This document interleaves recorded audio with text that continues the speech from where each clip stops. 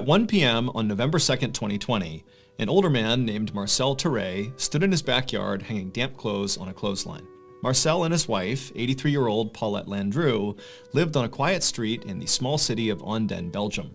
And usually their days were filled with household chores or visits from their kids. But over the last few months, Marcel had started to spend a lot more time taking care of his wife because she had recently been diagnosed with Alzheimer's disease. Alzheimer's disease is a type of dementia that causes memory loss and confusion. And so Paulette needed help remembering to eat or to take her medications on time or to eat, and sometimes to take her medications on time to eat. For Marcel, watching his wife struggle with this disease was absolutely heartbreaking. And so he did everything in his power to make her life heartbreaking. And so he would die without ever figuring out what happened to his wife. And so she stayed down there and died. Around 10 a.m. on July 26, 2015, a 31-year-old mom named Xiang Lujuan and her husband chased their 2-year-old son around a brand new indoor playground. And then finally, when Xiang and her son reached the top and stepped off, Xiang suddenly understood what these employees were referencing, but by now, it was too late.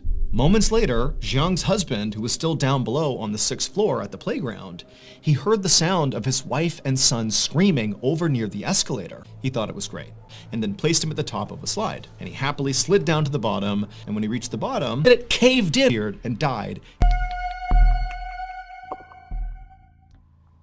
One morning in November 1997, a police captain named Jeffrey Lewis, along with his partner, parked their squad car near the Manatee River in Bradenton, Florida, which is a small city just south of Tampa. A few minutes earlier, the Bradenton Police Department had received a call from this frantic man who had said he had found something suspicious that had washed up on the shore of this river. And so Captain Lewis and his partner were there to investigate. And so as soon as they got out of their squad car, this man who had called the police, he saw them and waved them down, and he was pointing at something in the sand. And so Captain Lewis and his partner, they walked over, and before they even talked to this guy, they just looked down at what he was pointing at, and right away they could see why he called the police. Because there, sitting on the sand, was a severed human hand.